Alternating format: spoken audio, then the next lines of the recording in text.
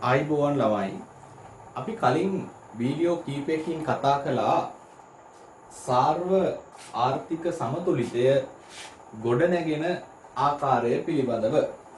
එතෙන්දී අපි සරලාර්ථිකයක ආවෘතාර්ථිකයක සහ විවෘතාර්ථිකයක ප්‍රස්තාර වලින් එහෙම නැත්නම් ලේඛනයකින් ඒ වගේම සමීකරණයකින් කොහොමද සමතුලිත ජාතික ආදායම ගණනය කරන්නේ කියන එක සම්බන්ධයෙන් පුළුල් විග්‍රහයක් කළා. එතකොට අද මේ වීඩියෝ එකේදී මේ පාඩම අවසන් කරන්න අපි බලාපොරොත්තු වෙනවා තවත් ප්‍රධාන මාතෘකා දෙකක් සාකච්ඡා කරලා. ඒකෙන් පළවෙනි එක තමයි මේ දක්වා ඉගෙන ගත්තේ අපි සමතුලිත ආදායම ගැන. සමතුලිත ආදායම අපි දැක්කා කේන්ස්ගේ විග්‍රහයට අනුව y සමානයි e වෙන අවස්ථාවේදී මේකට කේන්ස්ගේ කතිර සටහන කියලා කියනවා මේ රූප සටහන. අපි යන්න මෙහෙම y සමානයි e රේඛාව ඊට පස්සේ e රේඛාව අපි ගෝ y සමානයි e රේඛාව සහ e රේඛාව ඡේදනය වෙන තැන තමයි දැන් මොකක්ද සමතුලිත ආදායම. මේකේ තියෙන විශේෂත්වය මොකක්ද? මේකේ තියෙන විශේෂත්වය මේකෙදී ආදායම වෙනස් වෙන්න ප්‍රවණතාවයක් දක්වන්නේ නැහැ. තියෙන ආදායම වැඩි වෙන්නත් එහෙම නැත්නම් අඩු වෙන්නවත් ප්‍රවණතාවයක් දක්වන්නේ මේ ආදායම් මට්ටම මේ විදිහටම තියෙනවා. පැහැදිලිද? ඒකට තමයි අපි සමතුලිත ආදායම කියලා කියන්නේ. සමතුලිතය කියන්නේ ඒක. වෙනස් වෙන්න ප්‍රවණතාවයක් නැහැ කියන එක තමයි සමතුලිතය කියන්නේ. පැහැදිලිද? හරි. දැන් අපි කතා කරමු මේ අස්ථායීතා කියන්නේ මොනවද කියලා. හරි. ළමයි සමතුලිතය කියන අවස්ථාවයි සමතුලිතය කියන්නේ ආදායම වෙනස් වෙන්න ප්‍රවණතාවයක් නැති වෙලාව. සමතුලිතයයි ස්ථායීතාවයයි කියන්නේ අත්‍යවශ්‍යයෙන්ම එකම කාරණයක් නෙමෙයි. බලන්න මම කියව වාක්‍යය. මේ තියෙන්නේ සමතුලිතය. සමතුලිතය සහ මේ අස්ථායීතාවය. ස්ථායීතාවය කියන දෙකම එකක් නෙමෙයි. සමතුලිතය සමාන වෙන්නේ නෑ ළමයි ස්ථායීතාවයට. මේ තියෙන සමානයිනේ සමාන නෑ. හැම වෙලේම සමාන වෙන්න පුළුවන්ද? ඔව් වෙන්නත් පුළුවන්. හරිද? හැම විටම සමාන වෙනවද? එහෙම වෙන්නේ නෑ. හරි. එහෙනම් ළමයි සමතුලිත අවස්ථාවක උනත් ස්ථායීතා වගේම තියෙන පුළුවන් මොනවද? අස්ථායීතා. ස්ථායීතා මොකද ස්ථායීතාවය කියන්නේ? ස්ථායීතාවය කියන්නේ මේ ආදායම් මට්ටම ආර්ථිකයට කිසිම පීඩනයකින් තොරව අඛණ්ඩව පවත්වාගෙන යන්න පුළුවන් කියන හැකියාවට. හරිද? ආර්ථිකයේ උද්දමනයක්වත් එහෙම නැත්නම් ආර්ථිකයේ අවදමනයක්වත් ඇති කරන්නේ නැතුව මේ ආදායම් මට්ටම අඛණ්ඩව පවත්වාගෙන යන්න පුළුවන් කියන අදහස තමයි ස්ථායීතාවය කියලා කියන්නේ.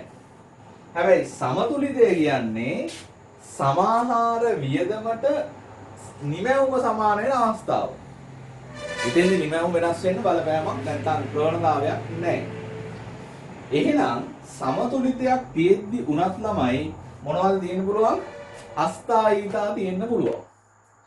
ඔන්න එක අස්ථායීතාවයක් මම කතා කරන්නේ ආව දැන්. ඒ තමයි උද්දමනාත්මක පරතරය. උද්දමනාත්මක පරතරය. උද්දමනාත්මක පරතරය. මේක අපි හිතමු මෙන්න මෙහෙම. අපි හිතමු මේ ආර්ථිකයේ පූර්ණ සේවා නියුක්ති මට්ටම full employment level එක. ආර්ථිකයේ පූර්ණ සේවා නියුක්ති මට්ටම තියෙන්නේ දැන් සමතුලිත ආදායම ලෙස තීරණය වෙලා තියෙන ආදායම් මට්ටමට වඩා අඩුයින් කියලා අඩු වටිනාකමකදී කියලා හිතන්න. එහෙනම් මේ ආර්ථිකය පූර්ණ සේවා නියුක්ති තත්ත්වයේ පවත්වාගෙන යන්න අවශ්‍ය වෙන සමාහාර වියදම තමයි මෙන්න මේක මේ. මෙන්න මේ අවස්ථාව තමයි තියෙන්න ඕනේ. මම මේක A කියලා දානවා. හැබැයි මේ පූර්ණ සේවා නියුක්ති මට්ටමේදී ඇත්තටම තියෙන සමාහාර වියදම මෙන්න මෙතන B. හරිද? මෙන්න මේ පරතරයට අපි කියනවා උද්දමනාත්මක පරතරය. හරිද? මම මේ වැඩේ ලේසියෙන් මේකට දාන්නම් A කියලා මේකට දාන්නම් B කියලා. එතකොට A B පරතරය මොකද්ද? උද්දමනාත්මක පරතරය. හරි. දැන් පූර්ණ සේවා නියුක්ති මට්ටම කියන්නේ ආර්ථිකයේ පවතින සම්පත් සම්භාරය පවතින තාක්ෂණයේ යටතේ උපයෝජනය කළොත් අපිට නිපදව ගන්න පුළුවන් උපරිම භාණ්ඩ හා සේවා ප්‍රමාණය. ඒක ඔය නිෂ්පාදන හැකියාවක් වලදීම අපි ඉගෙනගෙන තියෙනවානේ පූර්ණ සේවා නියුක්ති. එතකොට මේ පූර්ණ සේවා නියුක්ති මට්ටම තමයි ආර්ථිකයට පීඩනයකින් තොරව අඛණ්ඩව නිපදවන්න පුළුවන් මේ නිමැවුම් මට්ටම. දැන් ඒ නිමැවුම් මට්ටම සමතුලිත මට්ටමක් වෙන්න නම් මේ E වක්‍රය තව ටිකක් පල්ලෙහාට ඇවිල්ලා මෙන්න මේ ලෙවල් එකේදී තියෙන්න ඕනේ මේ පේනවා. මෙහෙම වුණොත් සමතුලිත ආදායමක් දෙනවා මොන මට්ටමකටද? පූර්ණ සේවා නියුක්ති මට්ටම. ඒකනේ මම කිව්වේ සමතුලිතයක් ස්ථායීතාවයක් වෙන්නත් පුළුවන්. ඇත්තටම පූර්ණ සේවා නියුක්ති මට්ටම සමතුලිත වෙන්න. මොකද සමතුලිතය තමයි ඇත්තටම නිපදවන්නේ. හැබැයි අපිට ආර්ථිකයේ පීඩනයකින් තොරව නිපදවා ගන්න පුළුවන් මට්ටම තමයි පූර්ණ සේවා නියුක්ති මට්ටම. හරිද? දැන් අපි ඊට වඩා වැඩියෙන් නිපදවන නිසා වෙන්නේ මොකද්ද? සමාහාර වියදම වැඩි. අර පූර්ණ සේවා නියුක්ති මට්ටමට වඩා. එතකොට ඇත්තටම අඛණ්ඩව අපිට පූර්ණ සේවා නියුක්ති මට්ටමට වඩා වැඩියෙන් නිපදවන්න බෑ. එතකොට වෙන්නේ මොකද්ද? ආර්ථිකයේ උද්දමනකාරී තත්ත්වයක් ඇති වෙනවා. මොකද ආර්ථිකය ස්ථායී මට්ටමක පවත්වා ගන්න අවශ්‍ය සමාහාර වියදම් මට්ටමට වඩා ඇත්තටම ආර්ථිකයේ සමාහාර වියදම වැඩි ඊට වඩා. ඔන්න එක පරතරයක්. ඊළඟට දෙවෙනි පරතරය අපි හඳුන්වනවා අවදමනාත්මක පරතරය. හරිද? අවදමනාත්මක පරතරය කියන්නේ උද්දමනාත්මක පරතරයේ ප්‍රතිවිරුද්ධ එක්කෙනා.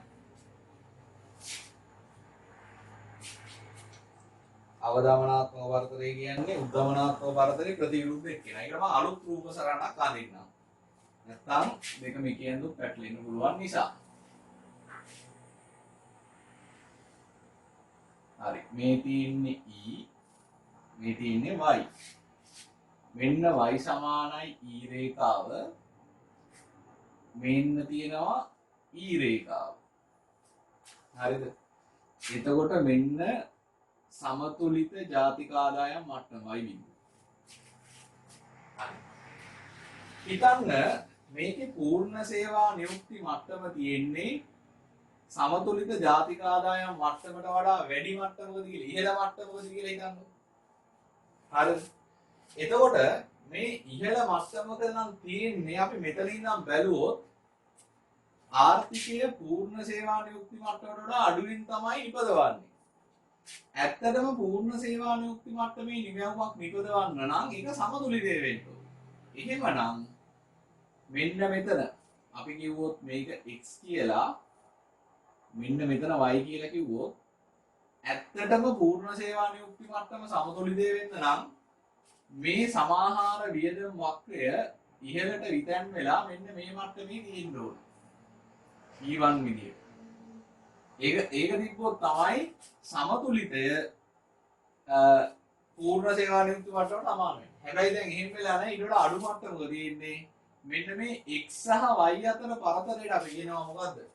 අවදමනාත්මක පරතරය. x y.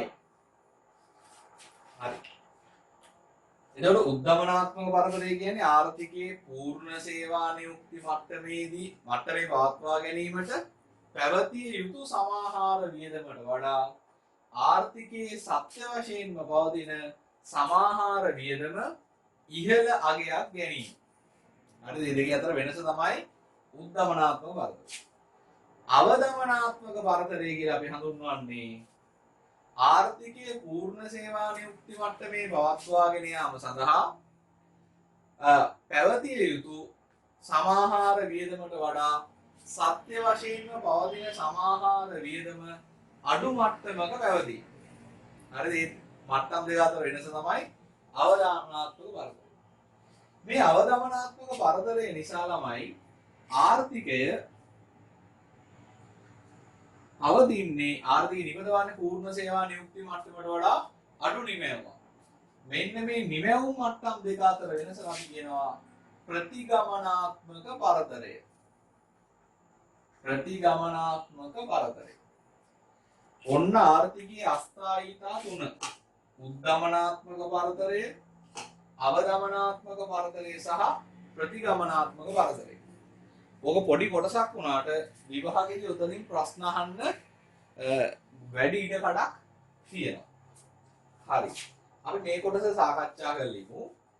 29 වෙනි පිටුව සමතුලිත ආදායම හා බැඳුණු අස්ථායීතා. ඒකේ කියනවා මෙහෙම. සමස්ත ආර්ථිකය සමතුලිත මට්ටමේ පවතින විටක අවශ්‍යයෙන්ම ආර්ථිකයේ ස්ථායීව පවතිනු ඇතැයි නිගමනය කළ නොහැක. අවශ්‍යයෙන්ම කියන්නේ අනිවාර්යයෙන්ම එහෙම වෙන්නේ නැහැ. ආර්ථිකය සමතුලිත මට්ටමේදී පැවතියදී වුවද ආර්ථිකයේ අස්ථායී ලක්ෂණ පෙන්වුම් කළ හැකිය. එවිට ආර්ථිකයේ උද්දමනයන්, අවදමනයන් වැනි අස්ථායීතාවයන් නැති විය හැකිය. මෙලෙස සමතුලිත ආදායම හා බැඳුණු අස්ථායීතා තුනක් සමතුලිත රූපසටහන් ආශ්‍රයෙන් හඳුනාගත හැකිය. උද්දමනාත්මක බරතරය, අවදමනාත්මක බරතරය සහ ප්‍රතිගමනාත්මක බරතරය. දැන් 30 වෙනි පිටුවට ආවම ඔයාලට තියෙනවා හිස් අවකාශයක් උඩින්. හිස් රූල් ටිකට කලින් රූල් තියෙනවට කලින් තියෙන හිස් අවකාශයක්. ඒකේ මෙන්න මේ රූප සටහන් දෙක අඳින්න ඕනේ දෙපැත්තට. රූප සටහන් දෙක දෙපැත්තට අඳින්න. හරිද?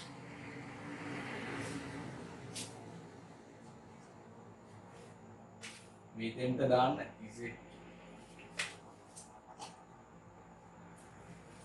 හරි. පොරුදු විදිහට ඔයා වීඩියෝ එක නවත්තලා රූප සටහන ඇඳ ගන්න.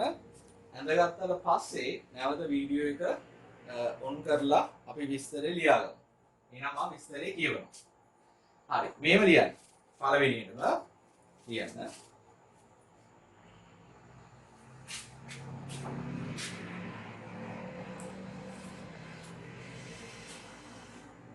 ආර්ථිකය පළවෙනි ඡේදයෙන් ලියන්න. ආර්ථිකය පූර්ණ සේවා නියුක්ති මට්ටමේ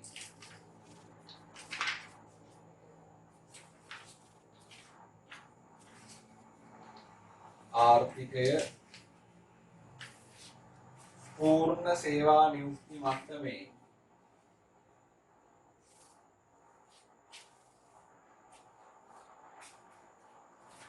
පවත්වා ගැනීමට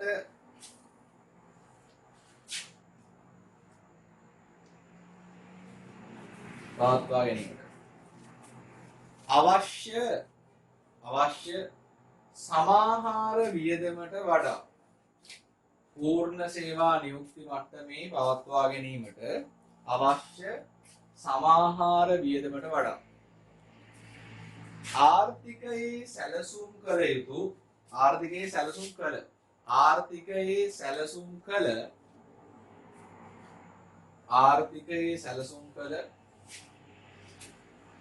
සමාහාර වියදම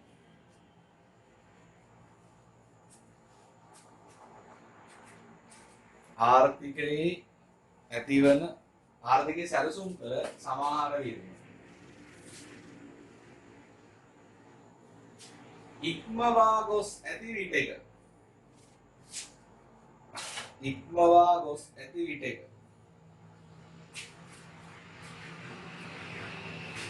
ඉක්මවා ගොස් ඇති විටක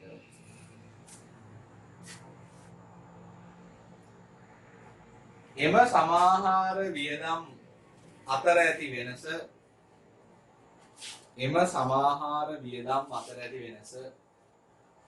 උද්ගමනාත්මක පරතරය ලෙස හැඳින්වේ. උද්ගමනාත්මක පරතරය ලෙස හැඳින්වේ.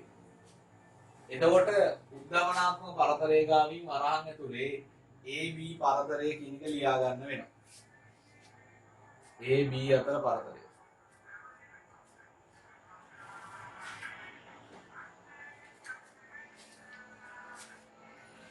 හරි. ඊළඟට අලුත් ඡේදකින් ලියමු අවදමනාත්මක පරතරය ගැන. ලියන්න අවදමනාත්මක පරතරය.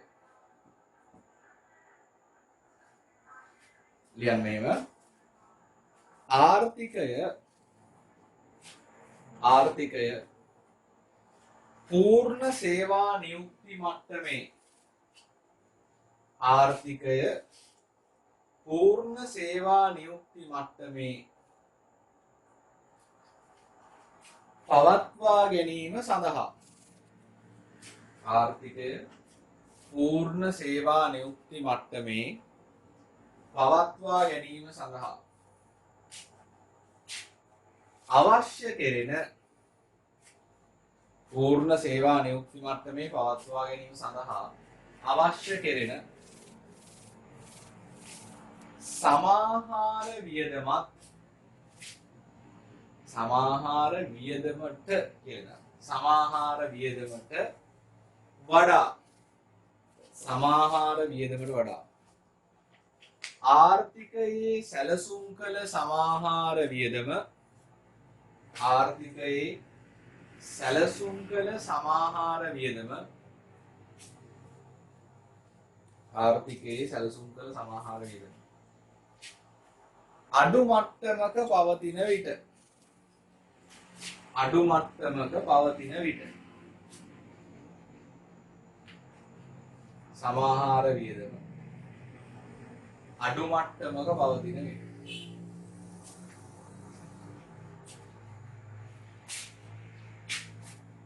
අඩු මට්ටමක පවතින විට එම සමාහාර වියදම් අතර ඇති වෙනස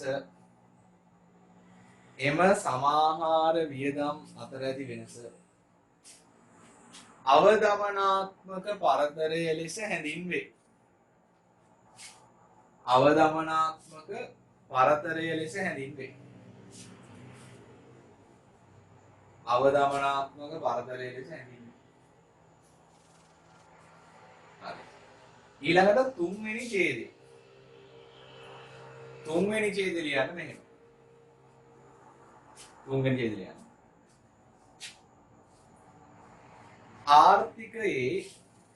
ආර්ථිකයේ අවදමනාත්මක පරතරයක් පවතින අවස්ථාවක ආර්ථිකයේ අවදමනාත්මක පරතරයක් පවතින අවස්ථාවක ආර්ථිකයේ අවදමනාත්මක පරතරයක් පවතින අවස්ථාවක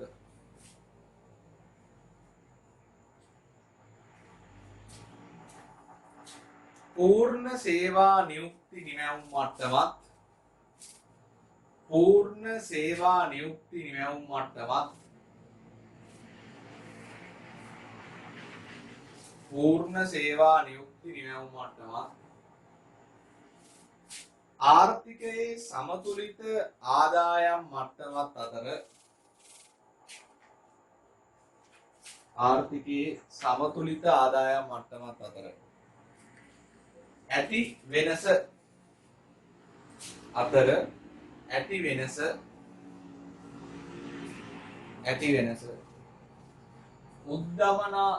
ප්‍රතිගමනාත්මක පරතරය ලෙස හැඳින්වේ. ප්‍රතිගමනාත්මක පරතරය ලෙස හැඳින්වේ. ඔක හරියට මතක තියාගන්න ඕනේ. වචන තුන එක වගේ. හැබැයි උතන වෙනසක් තියෙනවා. උද්ගමනාත්මක පරතරය සහ අවදමනාත්මක පරතරයෙන් පෙන්වන්නේ සමාහාර වියදම් මට්ටම් අතර තියෙන වෙනස. ප්‍රතිගමනාත්මක පරතරයෙන් පෙන්වන්නේ නිමැවුම් මට්ටම් දෙකක් අතර තියෙන වෙනස. හරිද? හරි. එහෙනම් අපි එමු මේ පාඩමේ අවසාන මාතෘකාවට.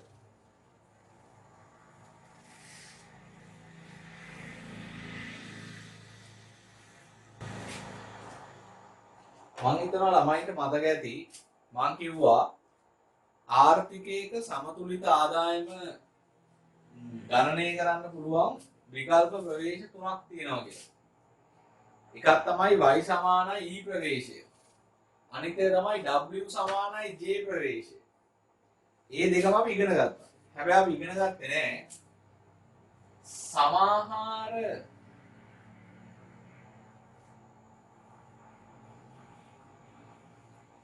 ඉල්ලුම් සහ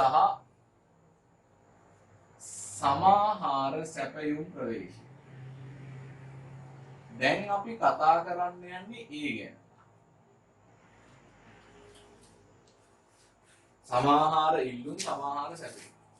සමාහාර ඉල්ලුම් කියන aggregate demand AD සමාහාර සැපයුම aggregate supply AS. මං කලින් කිව්වා ඔය y සමානයි e ප්‍රවේශයත් w සමානයි j ප්‍රවේශයත් කියන ප්‍රවේශ දෙකම ජෝන් මෙනාඩ් කේන්ස් තමයි ඉදිරිපත් කළේ. කේන්ස් කියපු විග්‍රහයන්දී. කේන්ස් තවද්දෝ ඉදිරිපත් කරේ 1930 ගණන් වල වගේ ලෝකයේ ඇති වුණා ගෝලීය ආර්ථික අවපාතයක් මහා පරිහානිය කියලා. ඒ කාලේ ආර්ථික විද්‍යාඥයන් සාර්වාර්ථිකයක ක්‍රියාකාරීත්වය ගැන විශ්වාස කළේ ජේ.බී. සේ කියන ආර්ථික විද්‍යාඥයෙක් ඉදිරිපත් කරපු විග්‍රහය. ඒ විග්‍රහයේ තිබ්බ දුර්වලතා නිසා ඔය මහා පරිහානිය කියන අවස්ථාවේ ප්‍රවේශයෙන් පැහැදිලි කරගන්න බැරි වුණා. එතනදී අපි කිව්වා තුන්වෙනි ප්‍රවේශයක් තියෙනවා කියලා මේ සමාහාර ඉල්ලුම් සහ සමාහාර සැපයුම් ප්‍රවේශය අපි කතා කළේ නැහැ. එතකොට කේන්ස්ගේ පැහැදිලි කිරීමේදී කේන්ස් පාවිච්චි කළේ සමාහාර වියදම සහ නිමැවුම එහෙම නැත්නම් ජාතික ආදායම තමයි සමස්ත ආර්ථිකයේ ක්‍රියාකාරීත්වය පැහැදිලි කරන්න ඇත්තටම ගත්තේ. ඊළඟට 1970 වෙනි දැන් අරගෙන 1930 ගණන් වලදී 1970 වෙනි ඇති වෙන අලුත් ආර්ථික තත්ත්වයක් ඒ තමයි අවපාතෝද්දමනය ස්ටැග්ෆ්ලේෂන් කියලා මේකට කිව්වේ. අපි කලින් උද්දමනය ඉගෙන ගත්තා අවදමනය ඉගෙන ගත්තා උද්දමනාත්මක පරතරය අවදමනාත්මක පරතරය මේක අවපාතෝද්දමනය. හරිද? එතකොට මෙන්න මේ අවපාතෝද්දමනයත් එක්ක තමයි කේන්ස්ගේ විග්‍රහයට එහා ගිහිල්ලා සමාහාර ඉල්ලුම් සමාහාර සැපයුම් ප්‍රවේශිකුත් සමස්ත ආර්ථිකයේ ක්‍රියාවලිය පැහැදිලි කරන්න යොදා ගන්න අවශ්‍ය උනේ. එතකොට මේකේ තියෙන තත්ත්වය තමයි මේ අවපාදෝත්තමනය කියන එකේ ඇතිවෙන දේ තමයි ආර්ථිකයන් වල එකවර විරැකියා තත්ත්වයකුත් ඒ වගේම උද්දමන තත්ත්වයකුත් එකවර ඇති වුණා. හරි. දැන් මේ වැඩේදී කේන්ස් ඉදිරිපත් කරපු විග්‍රහය ටිකක් අභියෝගයට ලක් වුණා. කේන්ස්ගේ විග්‍රහය උනේ y සමානයි e මෙන්න දෙනවා e මේක තමයි සමතුලිත ආදායම වෙන්නේ. හරි. එතකොට මේ කේන්ස්ගේ විග්‍රහයට අනුව උද්දමනයක් ඇති වෙන්නේ අපි කලින් බැලු උද්දමනාත්මක පරිතරය පූර්ණ සේවා නියුක්ති මට්ටමට වඩා සමාහාර වියදම මොන වෙලාද වැඩි වෙනවා. පූර්ණ සේවා නියුක්ති මට්ටමේදී තියෙන්න ඕන සමාහාර වියදමට වැඩිය ආර්ථිකයේ සැලසුම් කරපු සමාහාර වියදම වැඩි වෙනවා. මෙන්න මේ වගේ තත්ත්වයකදී තමයි උද්දමනයක් ඇති වෙන්නේ. කේන්ස්ගේ විග්‍රහයට අනුව. හරි.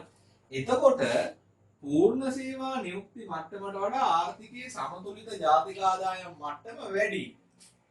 හරිද? ඒ කියන්නේ එතන විරැකියාවක් තියෙන්න බෑ. විරැකියාවක් තියෙනවා කියන්නේ අපේ සමතුලිත ජාතික ආදායම තියෙන්න ඕනේ පූර්ණ සේවා නියුක්ති මට්ටමට වඩා අඩුවේ. හරිද? හැබැයි විරැකියාවක් තියෙන අවස්ථාවක කේන්ස්ගේ විග්‍රහයට අනුව උද්දමනකාරී තත්ත්වයක් ඇති වෙන්නේ නැහැ.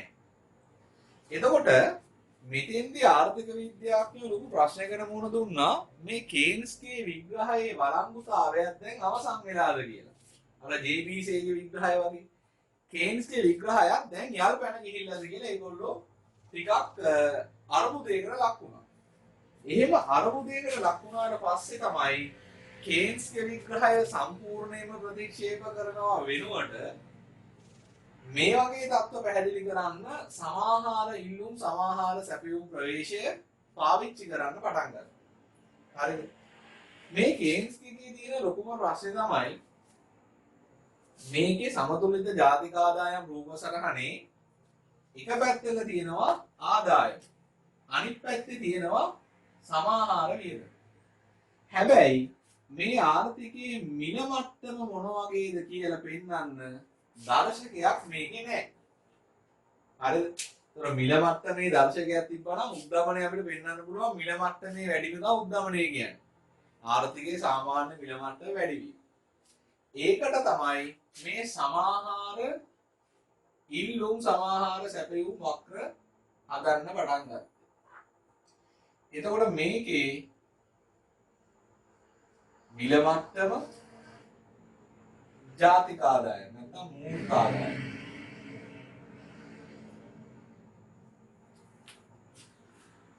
එතකොට අපි බලමු මුලින්ම මේකේ සමාහාර ඉල්ලුම් වක්‍රය කොහොමද නිරූපණය කරන්නේ කියලා. සමාහාර ඉල්ලුම කොහොමද නිරූපණය කරන්නේ? මේකෙදි ඇත්තටම වෙන්නේ අපි බලනවා මේ සමතුලිත ජාතික ආදායම හැදිලා තියෙනකොට ආර්ථිකයේ මොන වගේ නිමැවුම් මේ මිල මට්ටමද තියෙන්නේ. මිල මට්ටම මේකේ නෑ. නමුත් ආර්ථිකයේ මොකක් හරි මිල මට්ටමක් තියෙනවා. ඊළඟට අපි බලනවා මීට වඩා සමාහාර වියදම වැඩි වෙන්න ආදායම් මට්ටම කොහොමද තියෙන්නේ? ආදායම් මට්ටමේදී මිල මට්ටම කොහොමද තියෙන්නේ? එහෙම බැලුවම අපිට එනවා මෙන්න මේ වගේ රූපයක්. වක්‍රයක්. මේ තමයි AD. හරි AD. ඊළඟට අපි AS හදුවාම AS ගේ ඇත්තටම දේවල් දෙකක් තියෙනවා. මේ තියෙන්නේ කෙටි කාලෙදී AS. AS short run. ආර්ථිකයේ මිල මට්ටම වැඩි වෙනකොට නිමැවුමක් ක්‍රමයෙන් වැඩි වෙගෙන යනවා. එතකොට මේ රූප සරහන අනුව මෙන්න සමතුලිත ජාතික ආදායම මෙන්න මිල මට්ටම. එතකොට මේ රූප සරහනේදී මිල මට්ටම පෙන්වන්නත් පුළුවන් ආදායම පෙන්වන්නත් පුළුවන්. එතකොට අපි බලමු කොහොමද මේකෙදි විරකියාවුයි උද්දමනෙකුයි එකපාර පෙන්වන්නේ කියන්නේ. විරකියාවුයි උද්දමනෙකුයි එකපාර කොහොමද පෙන්වන්නේ කියලා බලමු. එතකොට මේකෙදි වෙන්නේ සමාහාර ඉල්ලුම් වක්‍ර සහ සමාහාර සැපයුම් වක්‍ර විටන් වෙන්න බලපාන හේතු නිසා. හරිද?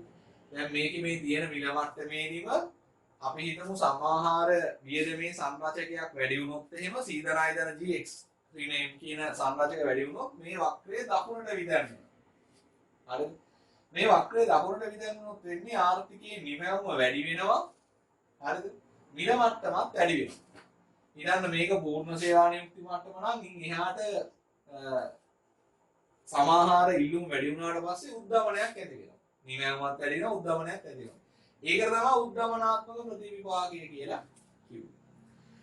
ඊළඟට සමාහාර ඉල්ලුම් වක්‍රය වමඩ විදන්නොත් එන සමාහාර වියදම සංකෝචනය වෙලා ඒතර විරකියා තත්ත්වයක් ඇති වෙලා අවදමනකාරී තත්ත්වයක් ඇති වෙනවා. මේක තව හොඳට පැහැදිලි වෙනවා අපි උද්දමනය කියන පාඩම ඉගෙන ගත්තාම අපේ ඊළඟ පාඩමේ. ඊළඟට අපේ සමාහාර සැපයුම් වක්‍රය බලන්න වමට රිටර්න් වුණොත් මම නිකන් ගන්නම් මේකෙදි AS1 short run. දැන් බලන්න වෙන්නේ මොකද? අලුත් සමතුලිතයේදී මෙහෙම මිල මට්ටම වැඩි වෙනවා නිමැවුම් මට්ටම මොකද වෙන්නේ? අඩු වෙනවා. දැන් ඒක නෙමෙයි වෙලා තියෙන්නේ විරකියාවක් තියෙන උද්දමනය. මිල මට්ටම වැඩි උද්දමනය විරකියාවක් තියෙනවා ඒ තමයි නිමැවුමේ අඩු වීම. එතකොට කේන්ස්ගේ විග්‍රහය අපි සම්පූර්ණයෙන්ම ප්‍රතික්ෂේප කළේ නෑ මෙතෙන්දී. කේන්ස්ගේ විග්‍රහය තිබ්බ දුර්වලතා මහා ගන්න අපි අලුත් ප්‍රවේශයක් නිර්මාණය කරගත්තා කේන්ස්ගේ න්‍යායන් මත ඉඳගෙනම. හරි. හරි. මෙන්න මේ විදිහට අපි මේ නෝට් එක බලලා මේ පාඩම අවසන් කරමු. 31 වෙනි පිටුව. සමාහාර ඉල්ලුම් සමාහාර සැපයුම් ප්‍රවේශන අනුව සාර්වාර්ථික සමතුලිතය. කේන්ස් සාර්වාර්ථික සමතුලිතය ඉදිරිපත් කිරීමට යොදාගත් ප්‍රස්තාවය. ඒකට අපි කියන්නේ කේන්ස්ගේ අතිරාකෘතිය මෙන්න. සමස්ත ආර්ථිකයේ ක්‍රියාකාරීත්වය පැහැදිලි කිරීමට සාර්ථකව යොදා ගැනීම.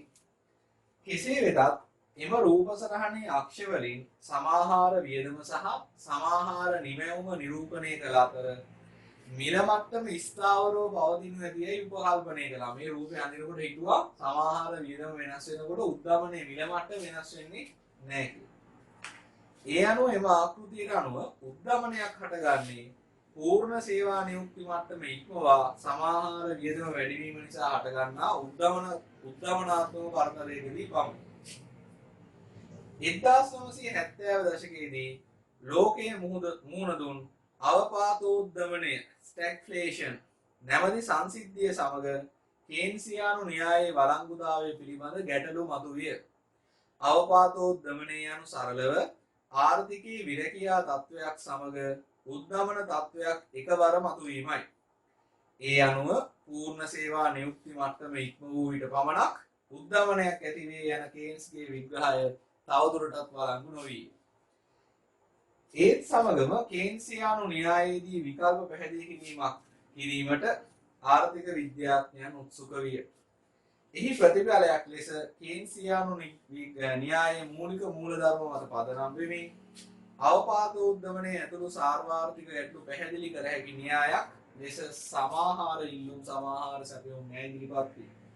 මෙතෙන් සිට අපි කරන්නේ එතකොට මේකේ තියෙනවා ආර්ථිකයේ මිල මට්ටමත් සමාහාර නිමැවුමත් අතර සම්බන්ධතාවය සමාහාර ඉල්ලුම් වක්‍රය මගින් නිරූපණය කරයි. ආර්ථිකයේ මිල මට්ටමත් නිමැවුමත් අතර ප්‍රතිලෝම සම්බන්ධයක් පවතී. ඊළඟට මෙහෙම ලියන්න.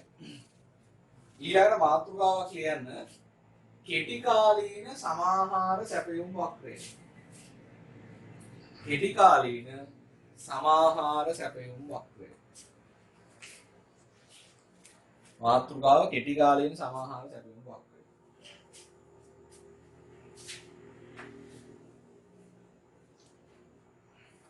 ඒක ලියන්න මෙහෙම. ආර්ථිකයේ මිල මට්ටමත්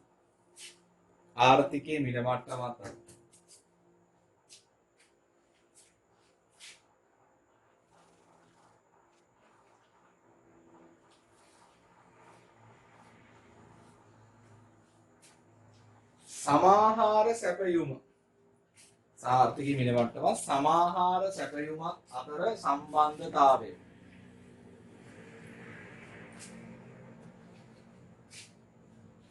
සමාහාර සැපයුම් වක්‍රය මගින් ඉදිරිපත් කරයි. සමාහාර සැපයුම් වක්‍රය මගින් ඉදිරිපත් කරයි. සමාහාර සැපයුම් වක්‍රය මගින් ඉදිරිපත් කරයි. ආර්ථිකයේ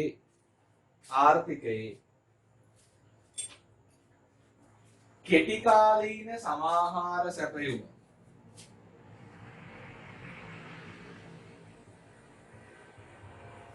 ආර්ථිකයේ කෙටි කාලීන සමාහාර සැපයුම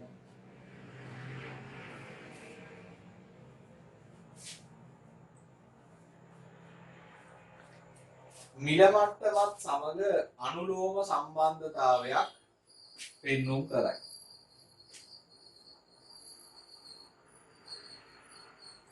මිල මට්ටමත් සමග අනුලෝම සම්බන්ධතාවයක් නිරූපණය කරයි. ඊළඟට උතන ඉඳ නැත්තම් එහා පැත්තේ හරි ලියන්න මේක ඉඳ තියෙනවා. එහා පැත්තේ අනුමාත්‍රාවක් දාන්න.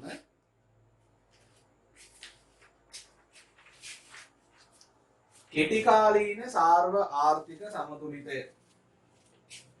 කෙටි කාලීන සාර්වාර්ථික සමතුලිතය කියලා දාලා මේ රූප සරහන අඳගන්න. රූප සරහන අඳගන්න.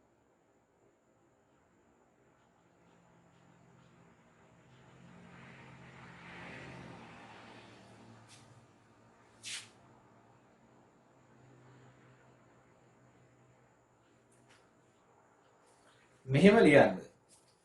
රූපසරණ ඇඳගෙන යටින් ලියන්න. සමාහාර ඉල්ලුම් සමාහාර සැපයුම් ප්‍රවේශයට අනුව. සමාහාර ඉල්ලුම් සමාහාර සැපයුම් ප්‍රවේශයට අනුව.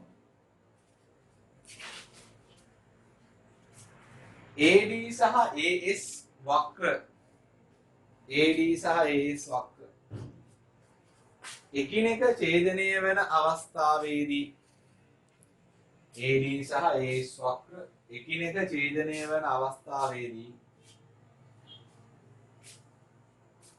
සාර්ව ආර්ථික සමතුලිතයක් හටගනී. සාර්ව ආර්ථික සමතුලිතයක් හටගනී.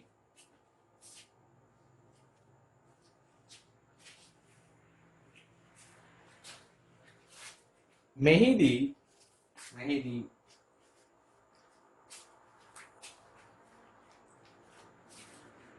කේන්ස්ගේ විග්‍රහයේදී මෙන් නොව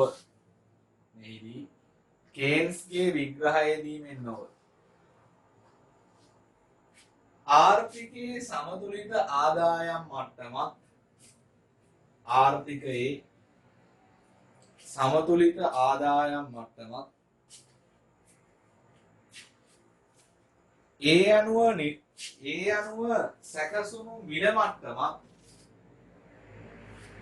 අනුව සැකසුණු මිල මට්ටමත්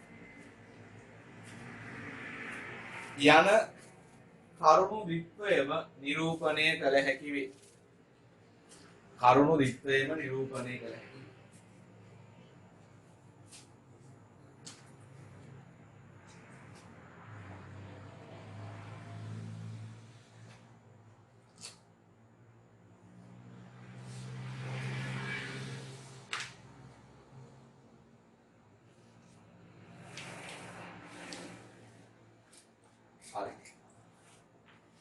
ඊළඟට අපේ මාතෘකාව ලියන්න දිගුකාලීන සමාහාර සැපයුම්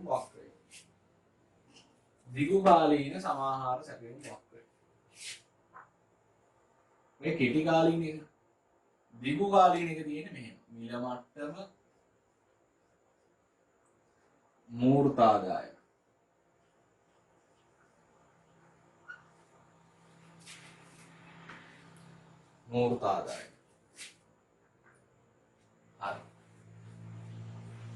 දිගුකාලීන සමාහාර සැපයුම් වක්‍රය මෙන්න මේ විදිහට තමයි හැදෙන්නේ. AS LR long run. හේතුව තමයි කෙටි කාලෙදී අපිට නිමැවුම වැඩි කරන්න පුළුවන් වුණාට මිල මට්ටම වැඩි වෙද්දී දිගු කාලේ අපිට නිපදවන්න පුළුවන් පූර්ණ සේවා නියුක්ති නිමැවුම් මට්ටම විතරයි. ඊට වඩා වැඩියෙන් නිපදවීමේ හැකියාවක් අපිට නැහැ. එතකොට AD වක්‍රයේ වෙනසක් වෙන්නේ AD මෙන්න මේක තමයි සමතුලිතය කියලා කියන්නේ. හරි දිගු කාලෙදී සමතුලිතය හැදෙන්නේ ඔය විදිහට. PL 1 කියලා හිතන්න. හරි. මේ රූප සරණ නැඳගන්න.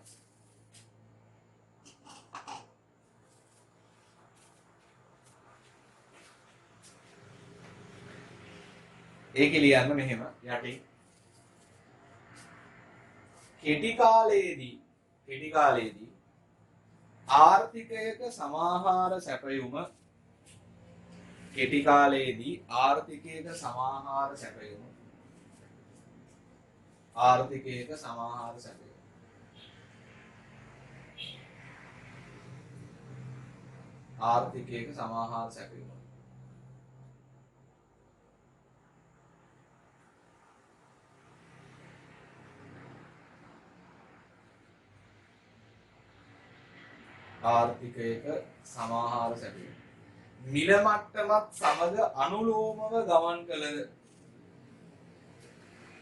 මිල මට්ටමත් සමග අනුලෝමව ගමන් කළද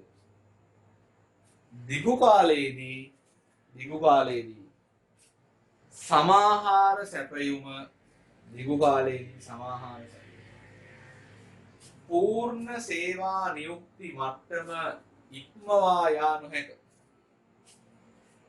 පූර්ණ සේවා නියුක්ති මට්ටම ඉක්මවා යා නොහැක.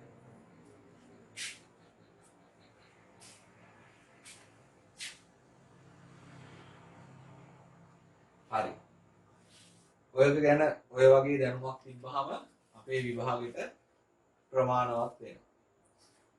අපි එහෙනම් සාර්වාර්ථික සමතුලිතය කියන පාඩම මේ විදිහට අවසන් කරනවා. මේ පාඩමේදී අපි ප්‍රධාන වශයෙන්ම කතා කළේ කේන්ස්ගේ විග්‍රහය ගැන, සාර්වාර්ථිකයක සමතුලිතය කොහොමද නිර්මාණය වෙන්නේ. අපිට මේකේ ගණන් හැදුවා, රූප සටහන් තිබ්බා. ඒ වගේම තමයි අපි ලේඛන වලිනුත් ඒ ගාන හැදුවා ප්‍රවේශ කීපයකට. මේකේ සරලාර්ථිකයේ විවෘත සහ ආවෘතාර්ථික අතර වෙනසක් තිබ්බා. y සමාන වෙන්නේ සරලාර්ථිකය විතරයි. ඒ වගේ කරුණු හොඳට බලා ගන්න. මේක ලේසි ගානක්. හරිද? අමාරු ගානක් නෙවෙයි, ලේසි ගානක්. පැහැදිලිව විෂය කරුණු තේරුම් ගත්තොත්. ආයිබෝවන්.